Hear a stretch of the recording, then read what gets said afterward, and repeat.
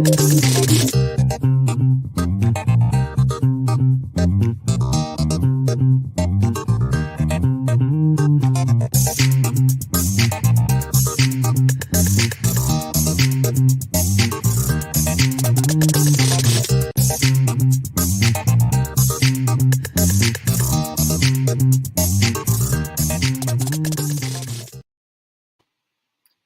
everyone, good afternoon, good evening, good morning, and welcome to this 72nd edition of ClariTeaChat. This is the 14th edition of Ask Me Anything out of those 72. May I begin this chat by extending wishes of Happy Diwali to all of you. This is a festival of Goddess Lakshmi. She's depicted everywhere as the goddess of money, but I would rather say that she is the goddess of abundance.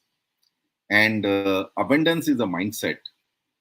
It's a mindset that I have enough and I can generously give. So let me focus on giving. So I wish you all an abundance mindset and a spirit of giving, giving more than what you take from this world. So as always, thank you for all the encouragement and engagement from all over the world. Your feedback helps us improve continuously. Somewhere around, you will see a survey link of ClariTeaChat. So Vinay, if you can post it in the comments, please do take a survey and tell us what you like, what you don't like in ClariTeaChat. Very soon we are going to be completing 75 weeks, and I'm keen to rejuvenate and rethink every aspect of this, including the timing. Please do take the survey as and when you see the comment out there. So it's always a great opportunity to do an AMA, because when we do the regular Clarity chats, I'm in your boat. I am also listening most of the time, but this gives me an opportunity to talk to you and to establish a direct connect with you. So today we will cover some backlog of past questions on leading leaders, making new hires perform, workforce experiences on 4-day weekend, etc., etc. And we'll balance it with live questions from you. And now I always offer you that you can join me in the virtual studio. So if you have something that really kicks into your mind that you want to share it with your fellow audience, please send a comment, and my team will send you the virtual studio link. But as always, we talk real and practical stuff. So we give relief to Gyan for the weekend, and we just talk experiences, case studies, and thought models, right? So what you get from here is honest answers, case studies of practical approaches, and I would say first principle thought processes. It's all experiences. But before going ahead, I request the audience to share your name and where you are joining from in the comment box of YouTube or LinkedIn. We do check on our audience profile, and we have founders, CXOs, technology industry professionals, everyone coming here to have an invigorating discussion about how to think about success in technology. So please go ahead, mention your name and where you're joining from in the comment box of YouTube or LinkedIn. So let me see who has joined us here. So we do have Sumit here, wishing everyone from my team, and we have Sunil Punjabi here. Sunil, happy Diwali to you too. I'm just waiting for you to get well and get back as soon as possible. Okay. So please send in your questions, and meanwhile let me take up some questions from our backlog before you ask those.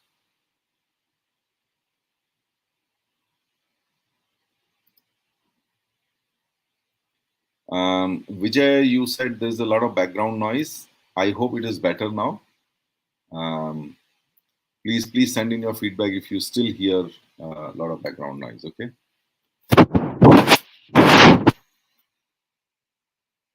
Yeah, Vijay joining us from Bahrain. Okay. So Vijay, let me know if the background noise problem has been solved. Okay. There was somebody else in the room whose mic was unmuted, so I just did that. Okay. So the first question here is uh, from our backlog, which is how should leaders take ownership of impossible targets? Vinay, can you bring in that question? Okay, so let's start.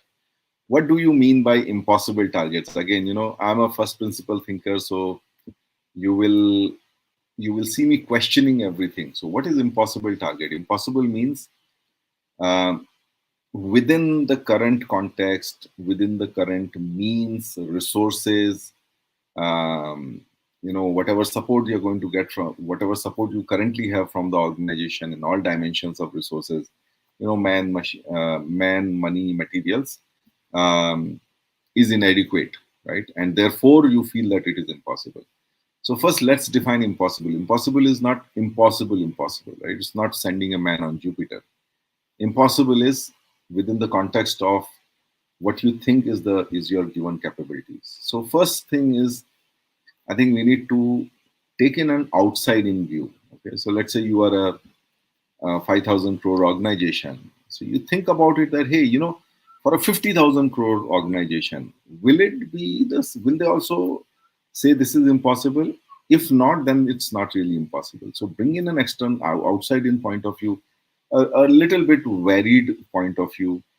For example, bring in point of view from different industries, different sizes of companies, and then you will figure out that it's not really that impossible. Okay, so first thing, open up your mind, take an outside in view, and get out of that question of impossibility.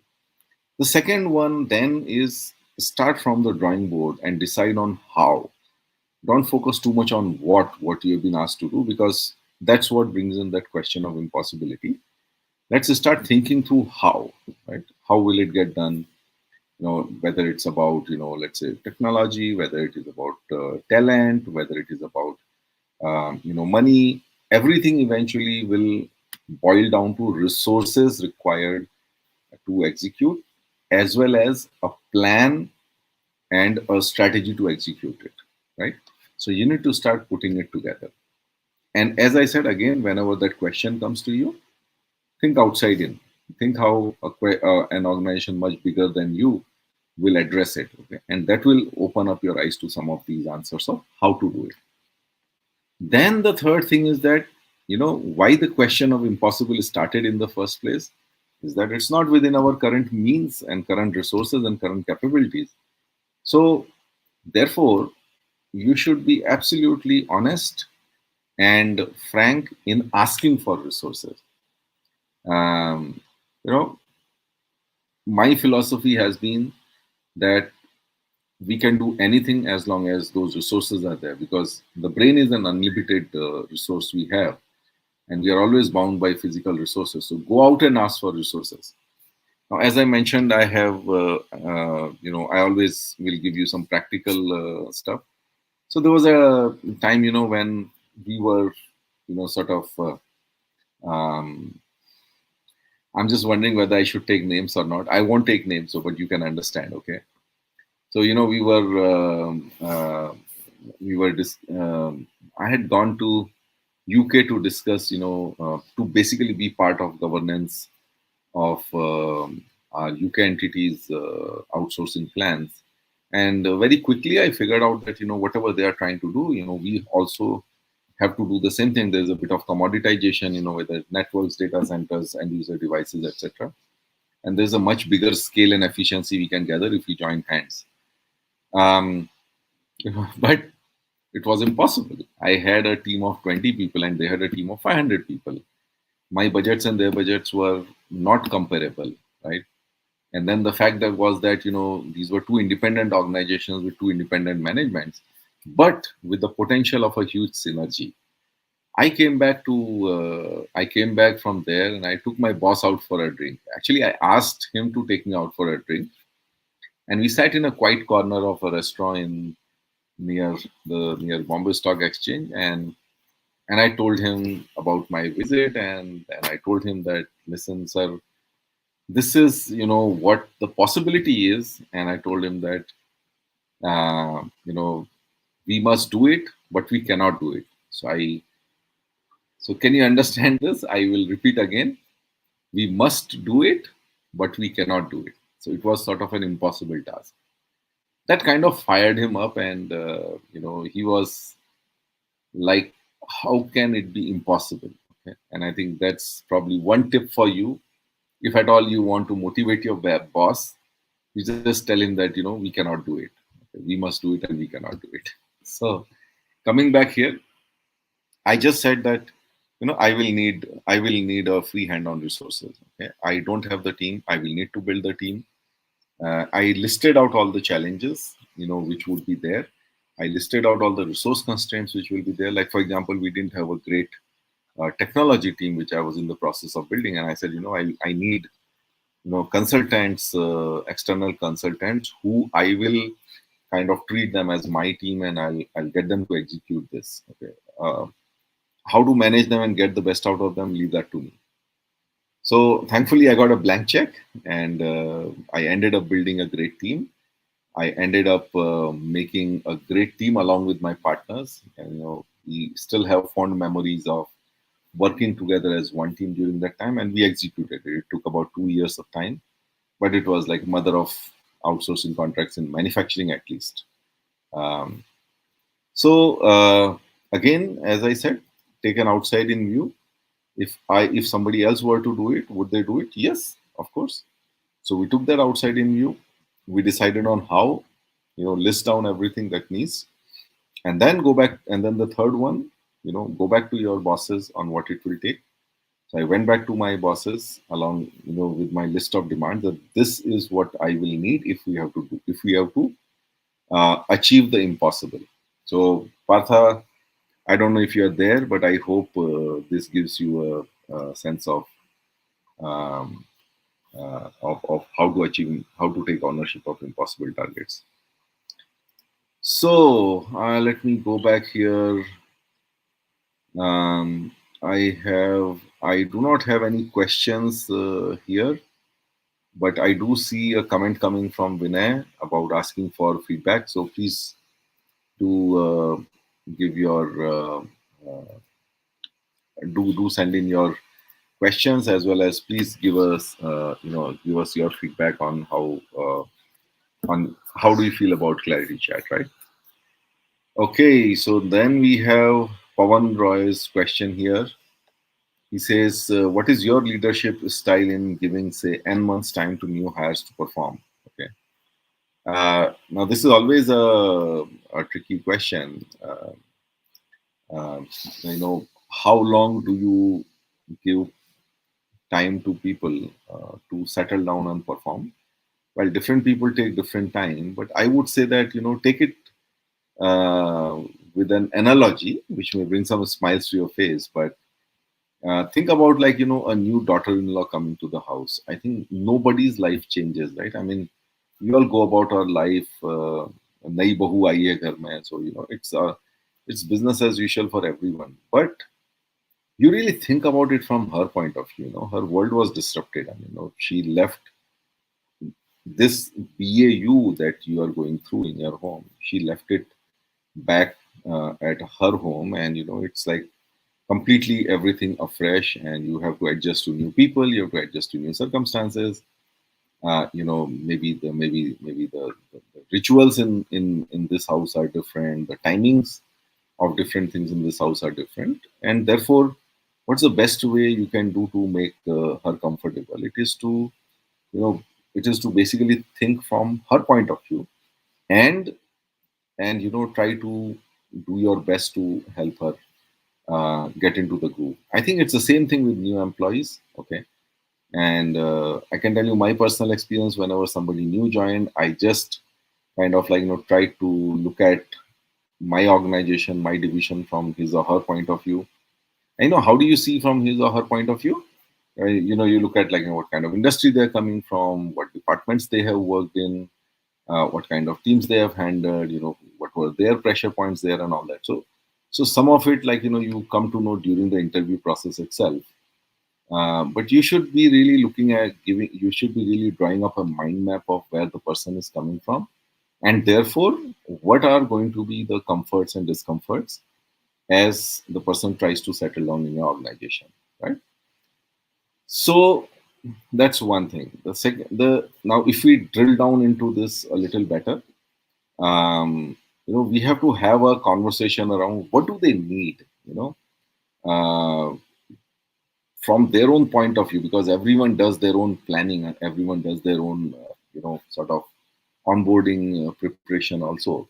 So get a sense of them, that what kind of connections they need, who all they need to meet in the organization, what are some of the undocumented things that we have in terms of practices, rituals, you know, what do you call, certain norms around punctuality, norms around, like, various things, right? So there are lots of unwritten norms in an organization that a newcomer needs to know, because what happens is, if you don't do that, then they may have awkward moments, right? So just take that perspective.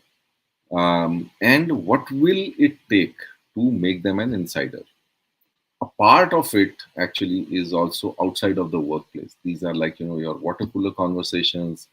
These are like, taking them out for a meal, either like, doing a breakfast meeting with some other people, maybe taking them out for for an evening drinks and dinner, and then having that informal atmosphere going on. So gist of it, you have to make them feel comfortable, right? Now, having done that, it always helps to have a 30, 60, 90-day plan. The person himself or herself has to draw this plan, but of course, you can play a big role in helping them draw that. Okay, you should also be involving HR in this particular exercise, because HR takes a people and sort of culture view of things, and they will probably refine this plan a little bit to include some of those things as well, right? Like, for example, meeting different teams, maybe meeting different departments, whatever it takes. So set the 30, 60, 90-day plan, collaborate with HR in terms of validating that plan a little more holistically, right? Yeah, then the other thing, again, as part of making people comfortable, is to do those one-on-ones. Okay, and sometime maybe after the initial honeymoon period, you start asking the question as to when are you comfortable in terms of taking targets in a little hard manner. So initially, when someone joins, the targets are a little soft, right? Because you're trying to get them in. So you have to look for their comfort. Of course, there will always be a negotiation involved. Sometimes people may dither for some time before taking those targets. So you need to push them that, okay, if we were to accelerate this, if we were to bring it forward, what help you need, right? So it's always a question of not when someone is comfortable, but if this is the time when I need it, then what does it take for you to get comfortable? Okay. And yeah, I think the biggest favor that you can do to a new hire is to be a coach to them. Okay, so help them answer and coach means not answering their questions. Coach means helping them answer their questions, because when somebody is coming new to the organization, he or she is like an explorer, right? You don't really want to hand over all the maps in front of them. You want them to explore. So, when they come to you with questions, I mean, just have a conversation. How would you like to approach it, or what do you think you will need to find your own answer, right? And open up their mind, help them take the ownership, but be the lightest of hands, holding their hands, just to keep them on track. And I think finally,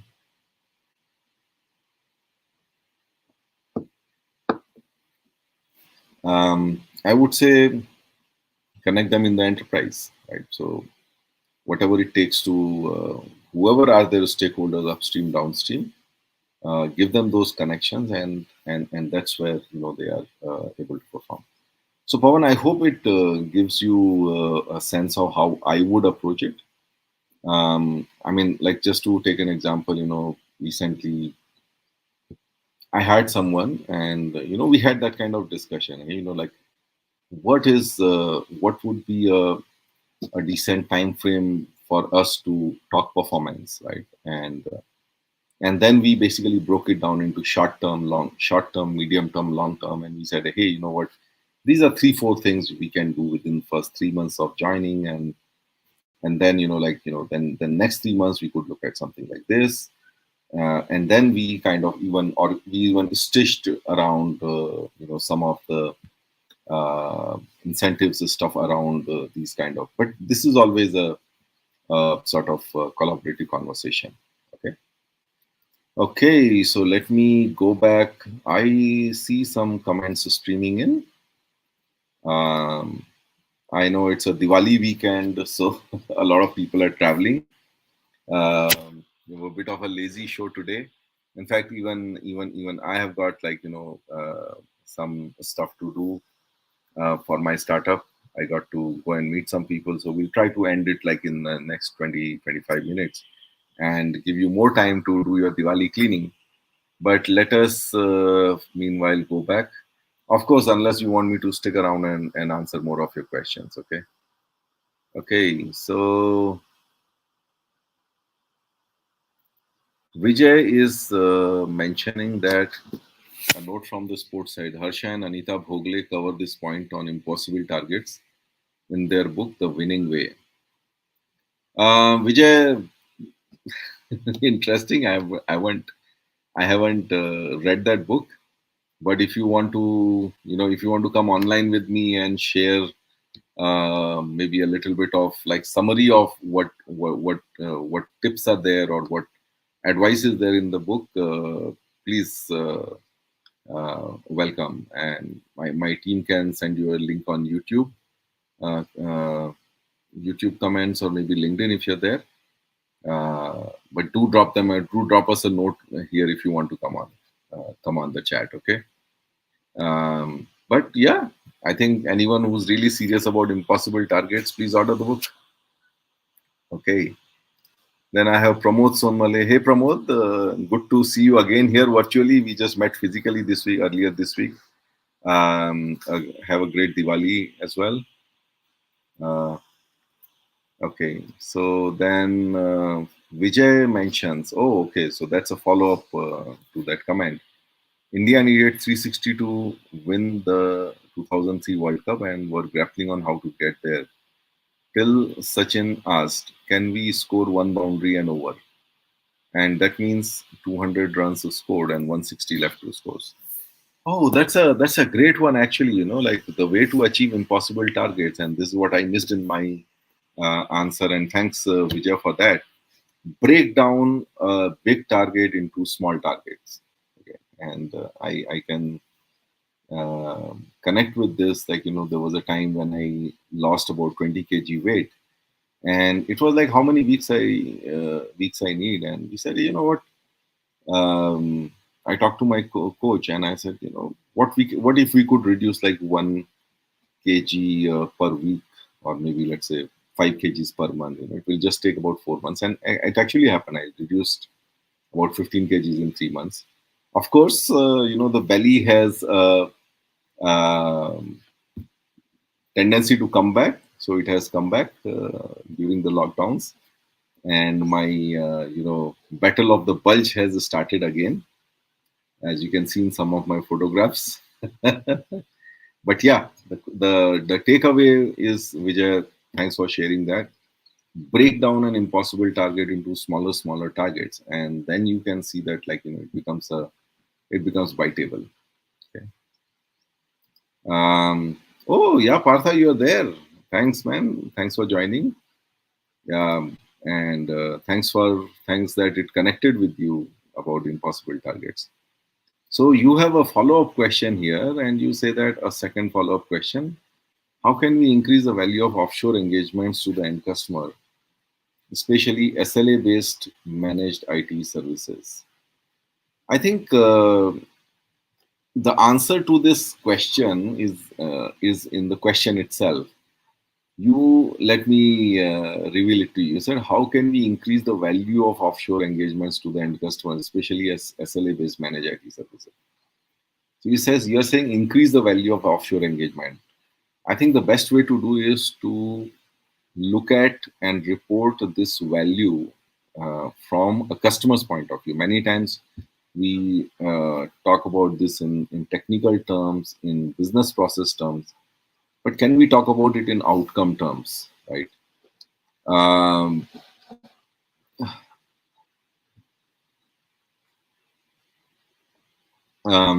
One, outcome terms, and second, I would say benchmarking terms. So you can, you know, say that, hey, you know what, I mean, this is what the rest of them are doing, we are doing it better, and then what does it mean in terms of the business outcome? Now, I can give you a quick, mental model for this. Um, and I helped a couple of clients do that, to have a very, very clear translation between what you provide as services versus what the customer outcomes are. So think about it as, like, what capabilities and services, etc., you bring to the table. Put them as rows in an Excel, right? And put customers' KPIs, okay, business KPIs or business process KPIs in columns, okay, and then start mapping it that, okay, this is the capability I bring in. What does it improve, right? So some things will help in revenue, some things will help in cost. Like, for example, if you're providing a monitoring service, which is like keeping your infrastructure up 24 hours, and therefore, like, you're not missing out on any orders. So this monitoring service, when you're looking at mapping it to the business KPIs of the customer, you would really map it to revenue. Yeah, I'm not allowing any kind of revenue loss, right, by monitoring your production systems, which are running e-commerce day in and day out.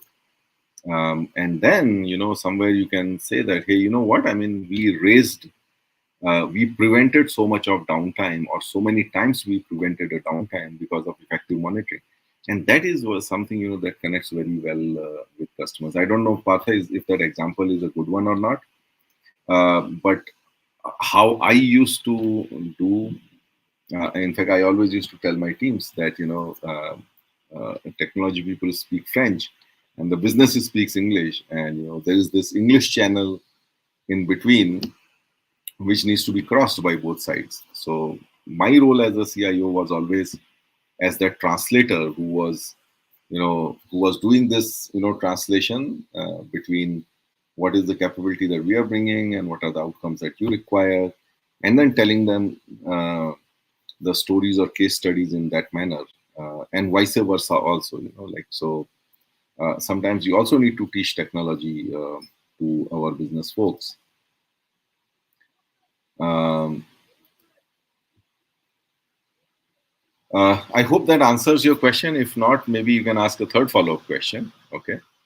So we have now the next question from Sets, Satya Prakash Bommaraju, Sets, who goes with that name Sets. What is a good reporting structure? Is there any merit to the rule of two, with only two reporting to a CXO? And a smaller reporting structure? Okay.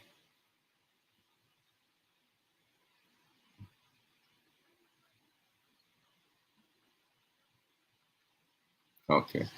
I just looking at your second question, Sets, this whether these are related. They are not related, so let me answer this one. What is the good reporting structure? Is there any merit to the rule of two? Okay. So Sets, my my point of view here is that, when you have people working under you, you should be able to give them sufficient time, both in terms of reviewing their work as well as mentoring them, right?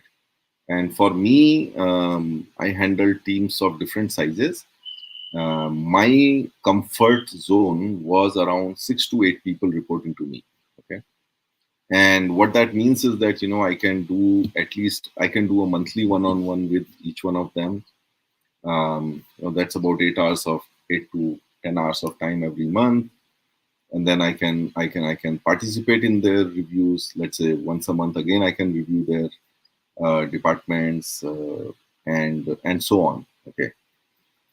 So you have to again look at this particular question from a inverted point of view. Okay, so what do you expect your manager to do? What are your expectations from your manager? You require support, you require mentoring, you require problem solving, mind sweeping. You require advice from your manager, and so a manager with his or her own limited time and work, how many people like you with your similar expectations can he or she support? Okay, so that's how I would look at it. As I said, 6 to 8 is like, what was my comfort zone. I've also seen literature where, that's supposed to be a comfort zone. But I have also seen, people who had 15, 20, 30 people reporting to them. And my biggest question mark to them was, guys, like, are you going to be able to give personal attention to them? So think about it from a personal attention and a people leadership point of view. You will probably find the answer to your question. Okay, so you have another question sets here. You are saying the era of hybrids seems to have been killed, with companies forcing subliminally to people to come 3 days a week, but a 3-day week has same lifestyle impact as a full work week. Is it still relevant for companies to focus on hybrid, or people accepting only due to recession fears? I don't know, Satya. You're saying that 3 days a week is. Are you saying 3 days a week is not hybrid, or 3 days a week is hybrid? Um, I think 3 days a week is hybrid. Now there was another question that I had in my backlog, so let me answer this along with it, which was about the 4-day work week. Okay, so I went to UK and somebody asked me that, how does the 4-day work week work there? By the way, I didn't really see it in operation. Whoever I met there had a 5-day work week. But because that question came in ClariTeaChat, I did actually look up on the internet in terms of what it means and what are the implications, pros and cons, and I'll let me combine the two answers together. Okay.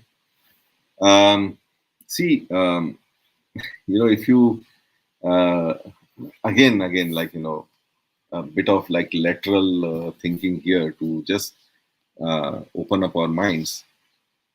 When you look at it from an operations management point of view, okay, so let's say production planning point of view, there used to be a problem, in an optimization problem when we were studying mechanical engineering, about the batch sizes, right?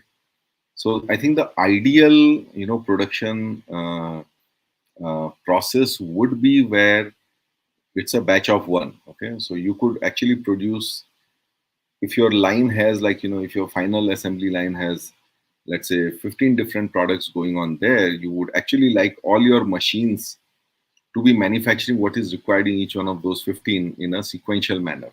Okay, but that's not how the lines work, because every time you are making a new product on a machine, it requires a certain amount of setup time. Okay, and therefore what you need to optimize it, and that setup time is actually a wastage of the resources of that machine, because if that machine can if that machine can manufacture 500 parts in a day of the same model, and because of batch sizing you require certain setup time, so if you make two batches, it is not It doesn't become 250 parts a day. If it was 500 parts a day, it doesn't become 250 parts a day. It will become something like 230 parts a day. If you make 4 different batches, it will become something like, let's say 100 parts per batch per day. So the productivity comes down. Now, why am I telling you a long story like this? Is I want you to conceptually think of, your life is made of two types of, activities. One, which are value-adding activities, right? Well, like for example, when you're on your calls, when you're making a presentation, or like creating a plan in an Excel, it's all productive time. Or when you're having one-on-ones with your colleagues, that's all productive time. Okay, and then there is a non-productive time. Okay, so there's like production time versus setup time, and productive time versus non-productive time. So what's a non-productive time? Non-productive time is all the time that you spend in commute.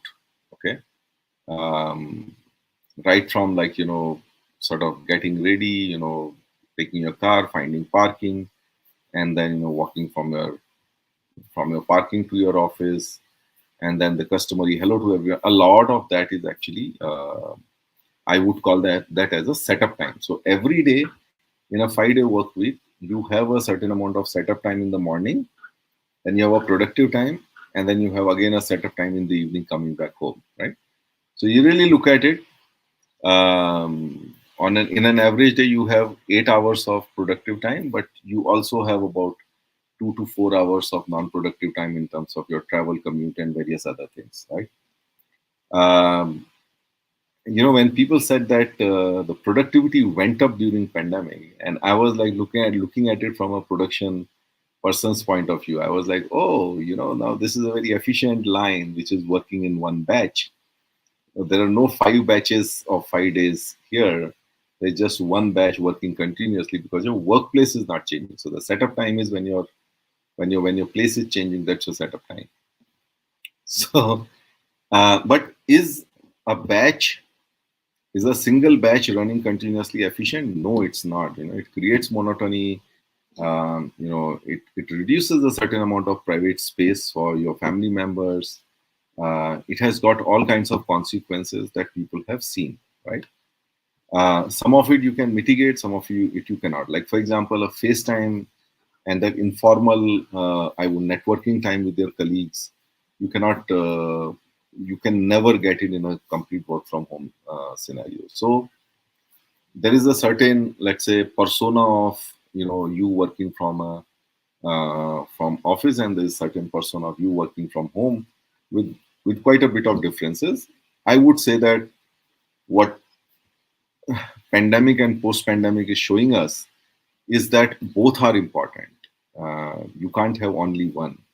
So purely from a work-life balance point of view, from a well-being point of view, you can afford to be in home for a certain number of days. But then for collaboration, team building, networking, and let's say face-to-face meetings, which are very effective, you need to be in office a few days. So I do see that the hybrid is a good balance, whether it's 3 days, 2 days, 3 days in office, 2 days out, 2 days home, etc., etc. It has to be a balance, three plus two, or 2 plus 3, or whatever in between, right? By the way, I must say that I have experienced it when I was working in GE.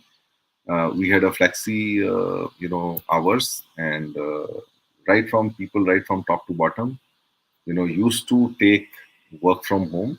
And my general read was that most people are taking at least one day work from home, and a lot of things get done in that one day, right?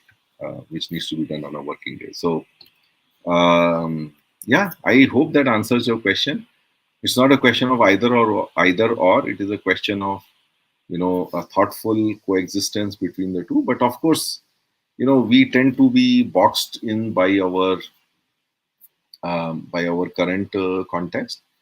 But let's also look out a little more holistically. Like, can you run a production plant, in a hybrid mode? You can't, right?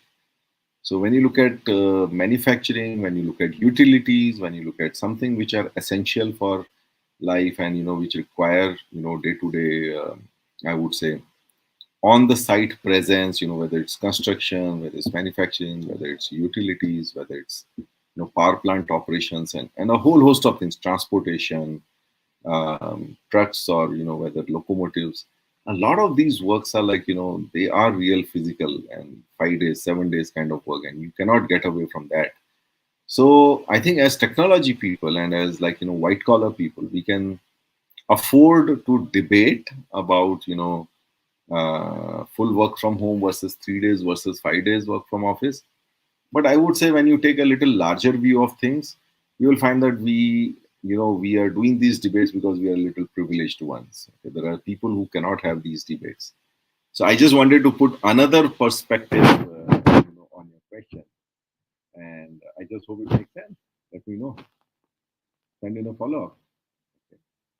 Hey Amir, um, happy Diwali to you too, and I hope it brings you a lot of brightness and happiness.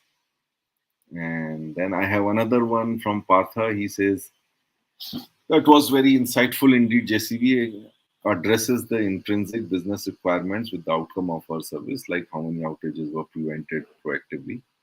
Uh, that's excellent. Absolutely, Partha. So I think everything that we are doing from our point of view can always be, we can always take that extra effort to look at it from the other person's point of view to whom it is adding value. And and when you communicate it from that point of view, I think it makes sense to people. So a lot of I would say where we struggle in terms of value conversations, I think the struggle is because we are trying to explain our point of view, whereas what matters to them is a different point of view. Okay. So, I mean, no more questions. Let me be around for a while if there are any further questions coming in. In my backlog, I had, this 4-day work week thing, which we answered along with Seth's question. There are some other questions as well, but let me take one of them, okay, which is what is your advice on being a on becoming a great coach? Okay. So, well, I mean, a coach means what? I mean, for me, a coach means clarity. Right? So our minds are not the best organized places. Okay, they are they are colored in various ways. Primarily, you know, colored by our past experiences. Every single good or bad experience we have colors our perspective in a certain way. And what what value a coach brings to you is to basically provide you a mirror, which obfuscates all these colors, which removes all those colors, so you're able to see things in a fairly transparent and neutral way. Now for that to happen, uh, many people think that a coach has to be a great advisor. He has to be able to give you great advice, and the answer is no.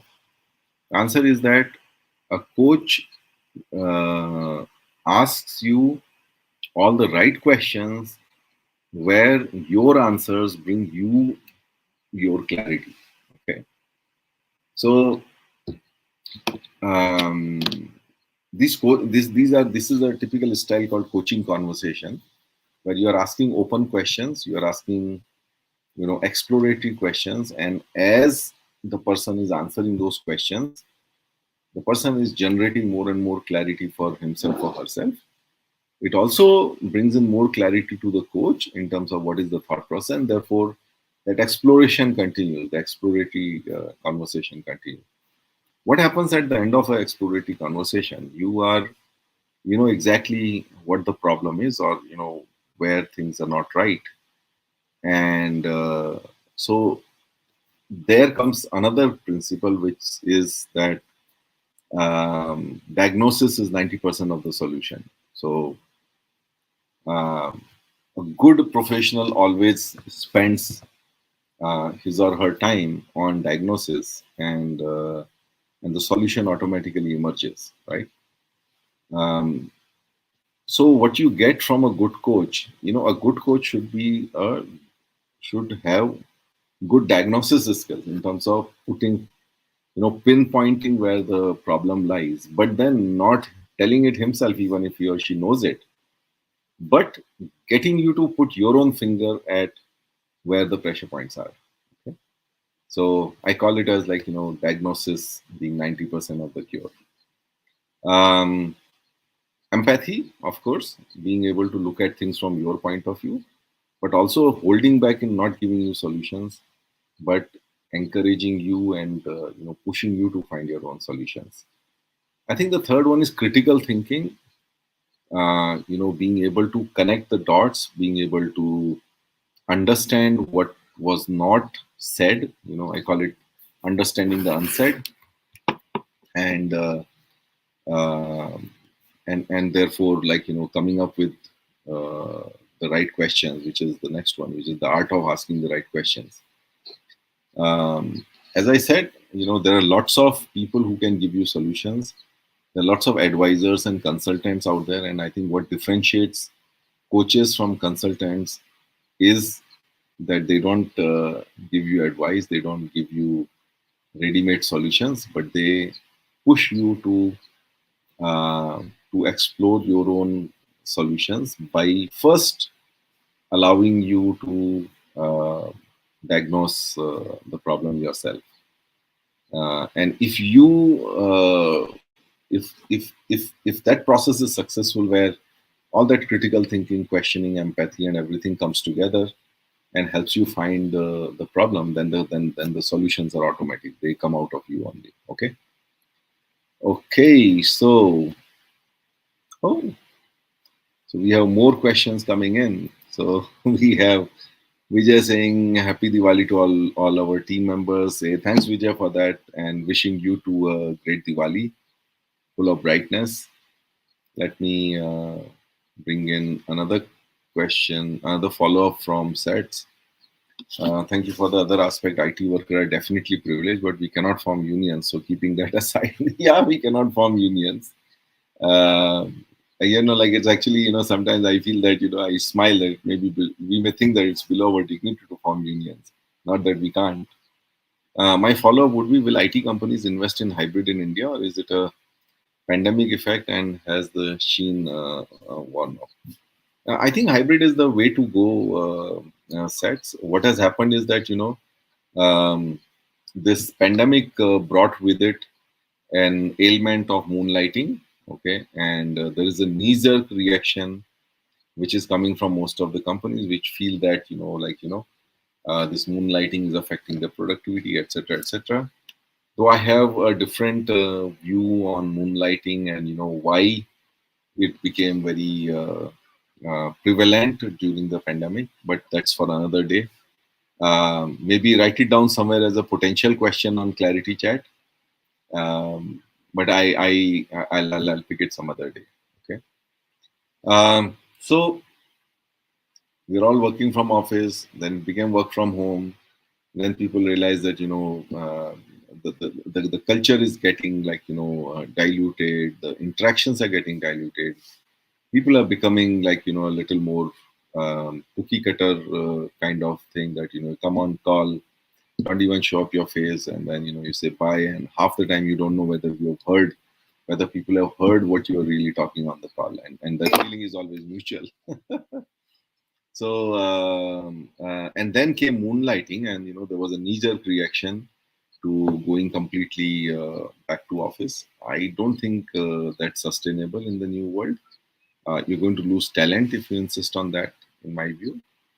Um, yeah, but I think the balance will be there. The balance will come. That's my view. By the way, the companies were going back on this whole policy of don't moonlight or we'll fire you, that because it's not tenable. I mentioned in one of our earlier Clarity chats as to why it is not tenable and why it should not be done. And simple thing that your contract with the organization. Let me repeat that. Okay. my contract with my organization is for 8 hours a week, and I have another 16 hours. So are you telling me that I can't use those 16 hours productively? Do I not have uh, an aspiration for higher income or for better opportunities or for doing something on the side, as long as it does not conflict with my organization? Anyway, so we did discuss the other day. Coming to the next question from Partha. Partha is asking the challenge that all offshoring providers face on ongoing long-term engagements. As a CIO, when would you allow a service provider to raise the rates? That will be, um, so somehow, as a CIO, you don't have that luxury of deciding. Generally it's done by procurement. Now, what have I think I have seen both parts of it. I've seen the procurement side of it as well as the buyer side of it. I think people are not unreasonable. People are generally reasonable. Of course, they come across as unreasonable, but even for procurement people, um, when they're negotiating with suppliers, everyone carries a dossier with them, and that dossier has a lot of benchmarking information. That dossier has a lot of information from different sources to basically demand what they are demanding, right? Um, yeah, I think when you should raise the rates, I think you just focus on customer delight and and that advocacy, that if you keep your stakeholders happy, with your quality, with your proactiveness, all the good things that you do. Um, Primarily, I would say, customer centricity in terms of looking at everything from customer's point of view, even the way you report your performance, etc. Your quality of your work, proactiveness, the way you go around, catching things before your customers can catch them, and and doing your POCs and stuff like that. I think eventually everyone knows, even the CIOs and the CIO organizations also know that if they push you too much, okay, the quality of resources will suffer. There are different quality of resources available in the market, and somewhere that realization is there that I need to give a fair margin for me to get the right resources. I mean, when I was a CIO, um, I had I coached my people on finding that balance and telling them very clearly that, listen, you know, you push my partner too much, and this guy is simply going to subcontract it to to a smaller partner, and maybe you won't get the best of resources. So I think my advice to CIOs will be like, focus on value conversations, focus on outcomes, and the same advice to you as well, that focus on outcomes, focus on value driven conversations, and let's have that frank conversation, that what does it mean if you push me too much on prices, then what are my options to maintain my profitability. And sometimes when you lay these options bare to the customers understand. The customers understand. And my go-to approach to life, work, and business is that everyone is reasonable. Okay, as long as you show them or you explain to them your side of reasonableness. Right? Um, if you think you are reasonable, but you're not explaining why you're reasonable and how you're reasonable, and and you're not giving the right logic, then think of it. You may be reasonable, but for him, you're unreasonable, and the same happens vice versa as well. I know how much it confused you, Partha, but I hope it gave you some clarity as well. Okay, so coming to Amir's question, how should IT leaders approach the predictable recession next year? So predictions, Amir. I would just say, like, get your heads down, get down to work. Okay, don't look at it too much from a too much from an organization point of view. What happens to my organization? I think end of the day, we all have to be selfish to a certain in a certain manner, that when anything goes topsy turvy, whether it is in my organization or in my country or in my world, I do have a certain amount of independent proven value, okay, which makes me resilient to these disruptions. An organization may get disrupted, but if you're a professional in your own right, and if you have everything that it takes, I mean, it will be just a small matter of time before you'll be able to find another job, right? But when the times are tough, the tough get going. So, put your heads down to whatever you're doing, build some new capabilities, all the right things that everyone will tell you. I can say that just follow that, and don't just think of what is coming. I think what's most important is to enjoy the day, okay, is to make your day worthwhile. If you made your day worthwhile today, don't have to worry about the next year. And that's how I take it day on day. When I started my business, in 2020, within 3 months, pandemic hit us, and I could have lost my bearings, but I took it one day at a time, and just did what I had to do, and what I could do, what was in my control. So yeah, you do what is in your control, and things out of your control are anyway out of your control. So why bother about it? Okay. Okay, but before I take that tricky question, love your AMAs as ever. Wish you and all attached to you happy Diwali. Hey, thanks, Sats. Thanks, and happy Diwali to you too. I want to finish these AMA sessions in 45, 30 to 45 minutes, but oh my God, look at it. We are at 5:56. It's sort of at the hour. So let me take this last question from you, okay? While you asked it for the next AMA, let me see if I can answer in this one. When will stop calling people as resources, or is the term still applicable to a certain industry? Personally, I was never used resources. Feels like sabji na mandi. Give me pav kilo Java and adha kilo .NET resource. Yeah. thanks for thanks for that comment. Sats. I think it's a good note to end this chat with. Yes, people are people, one at a time, and that's been my philosophy. That it's one employee at a time, one customer at a time, and I have a story to tell before we end, and this is a very famous one. Where this guy, he is running on a beach, and he sees a boy throwing a moored starfish into the sea, okay, into the ocean, and there are thousands of them, lying everywhere on the beach, and this guy is like patiently, like picking each one of them and then throwing them into the water and saving their life. And this guy was like, I mean, what are you doing? He says, I'm trying to save the starfish. He said, there are thousands of them here. How can he even make a difference?